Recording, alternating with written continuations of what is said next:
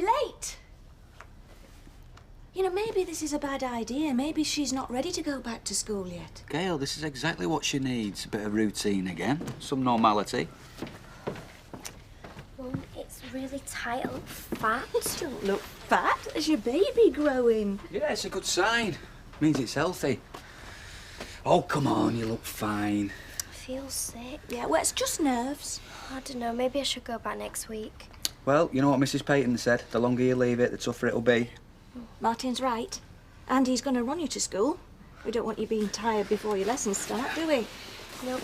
And if you feel poorly or funny, you just ring me and I'll come and get you. Yeah, if anyone gives you any grief, just go to Mrs. Bonnich. That's what she's there for. Right, have you got your bag? And your lunch? Yeah. Then you're ready? Yeah. Yep, I'm ready.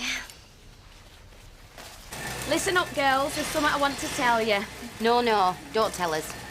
You've made saleswoman of the century. I just thought you'd all like to know that Mike and I have set a date for the wedding. September. Oh, I am surprised. I thought we'd all be drawing his pension by the time you managed to drag Baldwin down Al. Oh, I'm really pleased for you. Congratulations. Hey, mind you, there's someone over there that don't look so chuffed. What's the matter with you, love? Does it clash with your holidays? Never mind him. He's smiling on the inside. What time do you call this? Oh, sorry I'm late. I overslept. Yeah, well, sorry's not good enough. You're paid to start work at 9 o'clock. If you can't manage that, you better start looking for a new job. You flaming slave driver. I didn't finish in that shop till 10. I'm absolutely shattered. It's no good for you. No one can keep up 2 jobs forever. You know, it's a case that needs must love. But one thing I can do without is Daddy's boy reading me the riot act. Oh, don't worry about it. You're not the problem. From face on him, I don't think he fancies having her ladyship for a stepmom. Mind you, I can't say I blame him. Yes, love. Can I help you? I hope so. DC Western. I'm making inquiries about the discovery of a body on Victoria Street. Oh, yeah, yes, we had heard, hadn't we, Rita? Apparently it's a Victorian mystery. I'm afraid not, sir. We've established that this body is more recently deceased and died under suspicious circumstances. Suspicious circumstances? What do you mean? Are you saying it was murder? We've yet to determine the details. At this stage, we're just looking for any information that could help with our inquiries. Oh, well, I'm sorry. I couldn't begin to imagine what happened. Oh, come on, Rita. It could be all manner of things. A gangland killing with mafia connections, or a domestic incident that got out of control. I'm sure we'll find out soon enough. Anyway, if you do hear of anything, please get in touch. There's a number on the bottom. Oh, yes, of course we will. Thanks for your help. Not at all. Bye. Right. Oh, imagine that, Rita, eh? A murder happening just round the corner. Well, that's terrible. You know, there's nowhere safe these days. Hey, they might do one of those crime reconstruction things. They could ask us to be in it. I mean, they often interview shopkeepers. Norris? I'd have to play myself, of course, because, I mean, they'd never find an actor to suit.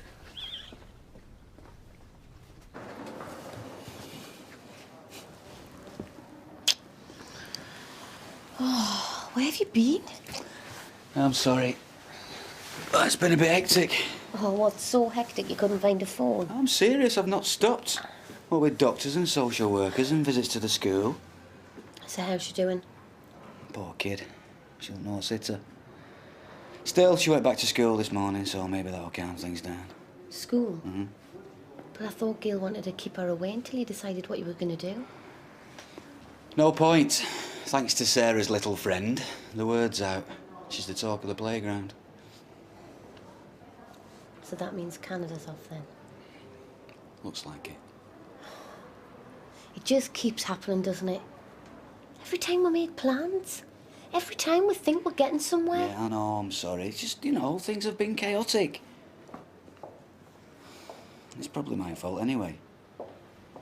How do you mean? Well, I shouldn't have told you about Canada until it was definite. I shouldn't have built your hopes up. No, but you did. I was really looking forward to it. You know, 3 whole months where we could just pretend to be a normal couple. I know. Sorry. Maybe we're not being realistic. Maybe we should take a break for a while. Why are you saying that? Oh, come on. You're the only thing that's keeping me sane in all this. Well, sane-ish. I'd get a second opinion on that if I was you. Oh, would you now? Look, Rebecca, I know everything's a mess and I've not been very fair on you, but... Well, what I need to know is... Will you wait for me? You know you didn't really have to ask. Well, I'm sorry I couldn't help. Give us a ring if you do think of something. It doesn't matter if it seems insignificant, it all adds up. All right. Hey, Mr. Baldwin, what did that copper want? You've not been drink driving again, have you? They're looking for a woman with a big mouth that doesn't mind her own business. Ring any bells? Ha Before you get too excited, the policeman just told me there's now a murder inquiry going on regarding the body that was found in Victoria Street. Flaming hell. Murder? I'm not walking home on my own. Well, that should keep you quiet till lunchtime, shouldn't it? And if you don't get back to work, it won't be the only body found round here either. They could say as fast as they gossip, I'd be a millionaire by now. Now then, where were we before PC Plod rolled in? Well, I was telling you I've got some applicants lined up for Linda's job. Oh, yeah. When do you want to do the interviews? What about Friday? Friday? Oh, no, I can't. I'm in Bolton. What about Mark? Do you think he could do it? Well, he's not really got any experience of recruitment. Oh, he'll cope. He's a Baldwin. Hiring and firing in his genes.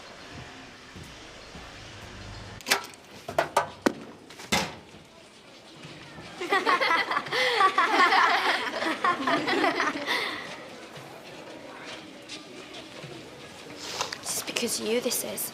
I'm really sorry. Why couldn't you keep your big gob shut? I'm sorry, it was an accident. What? Honest, I was only trying to stick up for you. Kirsten and all that, they were saying how fat and blobby you'd got. And I just said you weren't fat. And it kind of just slipped out. I'm really sorry. I didn't... No, don't even touch me, Candice. Just don't come near me.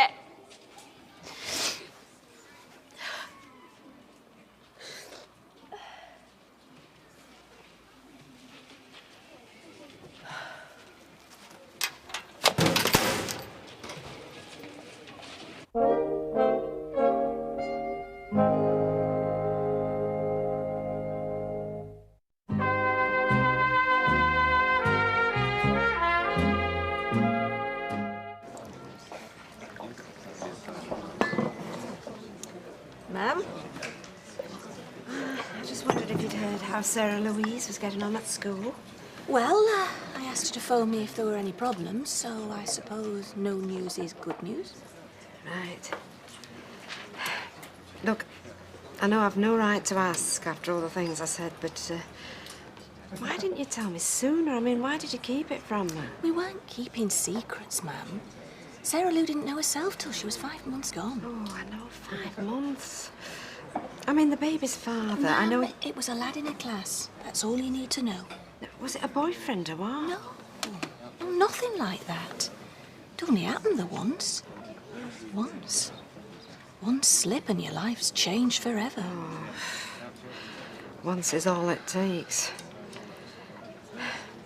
Gail, I behaved terribly, I know that. But I meant what I said. I'm here for you. All of you. You know that, don't you?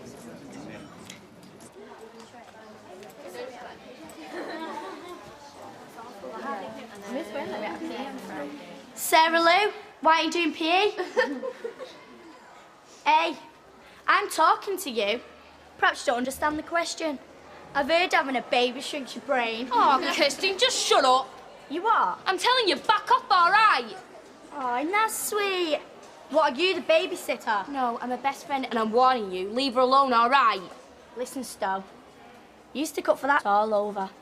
None of us will speak to you ever again.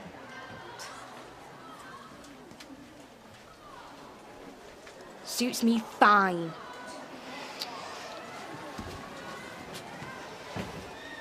You didn't have to do that. Yeah, I did. She's just a stupid cow that can't keep a trap shut. Thanks. Do you want to go to the chippy? Thought you had PE. It's only netball. I'll skive it. Don't like netball anyway. I'm sick of him pestering me about racing tips. Poor old Les. Reckons he can't lose with the spirit world on his side. I know. He was chasing me down the street this morning, asking me about the 2:30 at Huntington. I mean, what do I know? Well, he was spot on last time. Yeah, but it's just a fluke. People read what they like into what I predict. It's up to them to make it come true. Exactly. So Les is asking for it. Have a look. 2:30 Huntingdon. Outside is called Skipper's Boy. So? So you tell Les you've had a vision of something nautical. Is it a bit cruel? Oh, it's got no chance. It's a 20-1 outsider. Ah, yeah. But the favourite's ridden by Jimmy Nelson. Nelson, you get it? Hmm? Chances are he picks one or the other, and we keep on having a laugh. Crime like that happening on your doorstep makes you think about your own safety. I mean, first days, now this. Perhaps you should think about investing in one of these. I mean, it's a small price to pay for peace of mind. Oh, what is it? Looks like an air freshener. That's my personal security alarm. I carry it everywhere.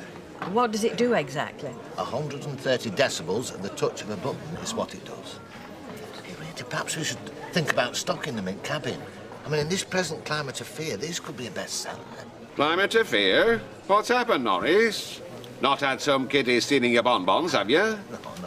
No, it's Rita. She's feeling a bit shaky about this business with the body. Hey, Rita. I never thought you'd be one to scare easily. It's only a pile of old bones that needs a decent burial. Mind you, I'll tell you something. It's had a knock-on effect on my profits. Your profits? Oh, yes. Yes, business has never been so brisk. Folk love Victorian horror stories. I say they love them. No, Fred. No, not Victorian. The police are saying it's a more recent murder. Recent how recent? Well, they didn't say exactly. But certainly more recent than Victorian times. And it can't be the Cartwright victim. They don't know who the poor soul is. I knew it. I flaming knew it.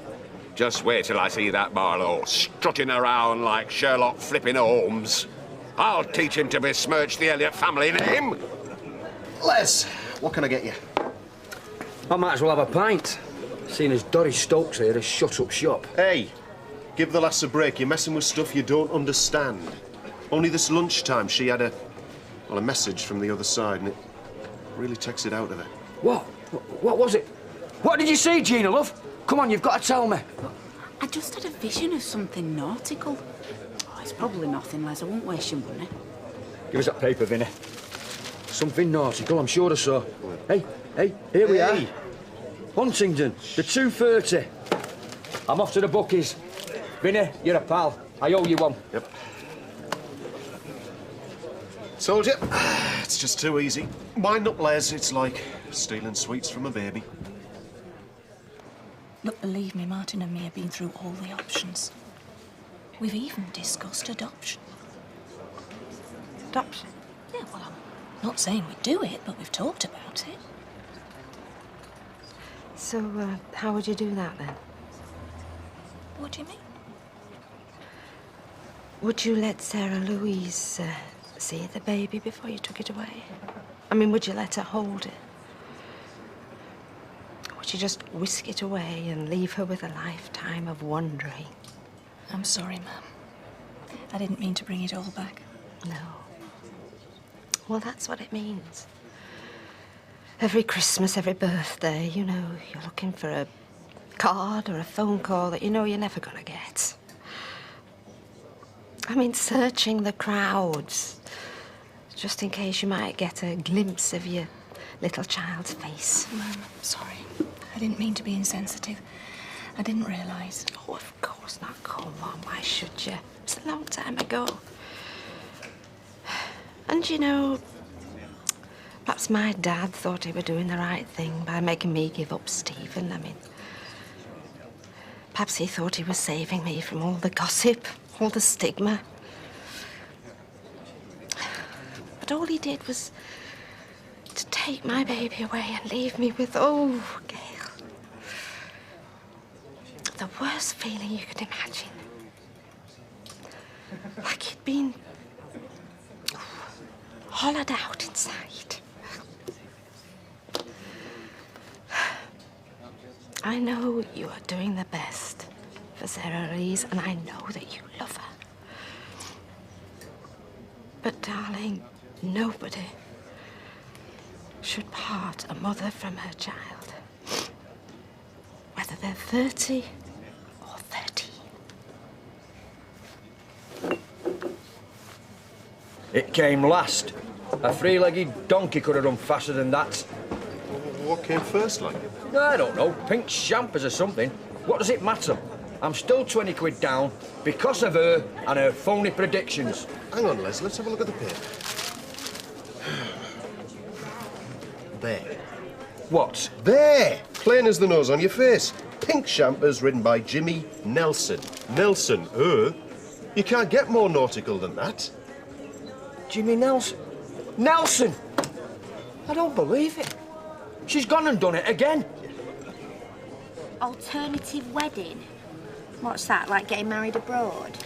It's about people who didn't go in for a traditional wedding. You know, right waders, most of them. So what did they do instead, then? Well, there's a couple here who had a Viking do, you know, with helmets and that.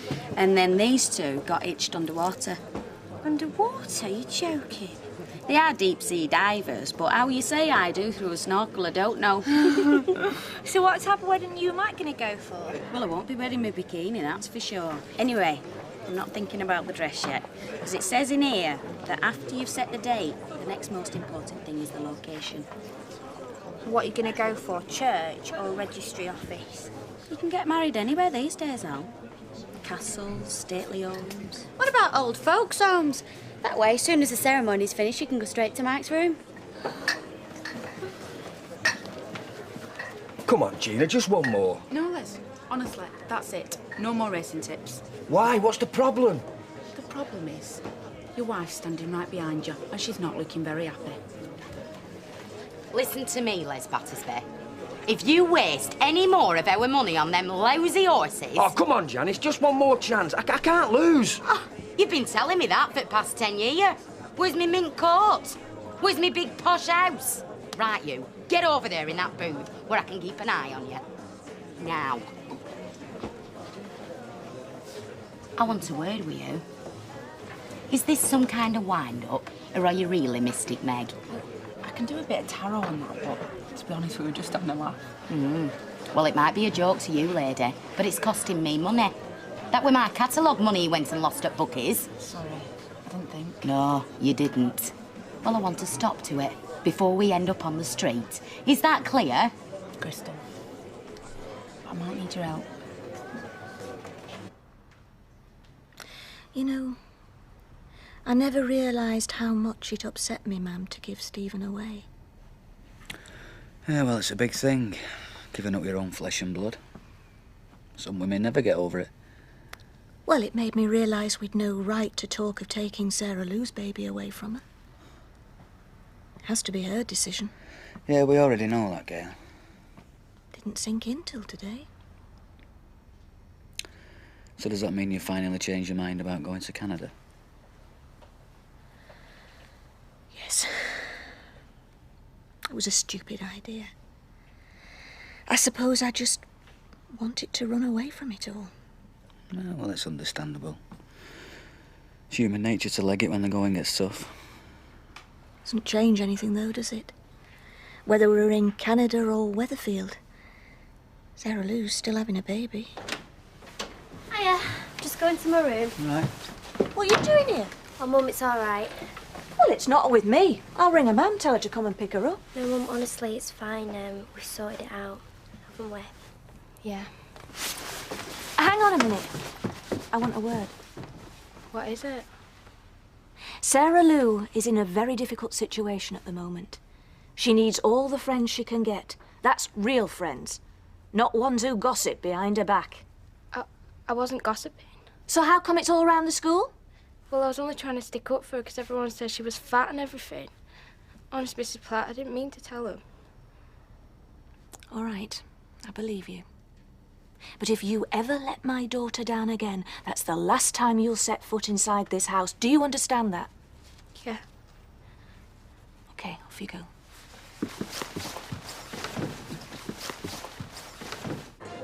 You see, Barlow, you call yourself an author, but you're no better than them tabloid journalists. What are you accusing me of now? Your ethics, man.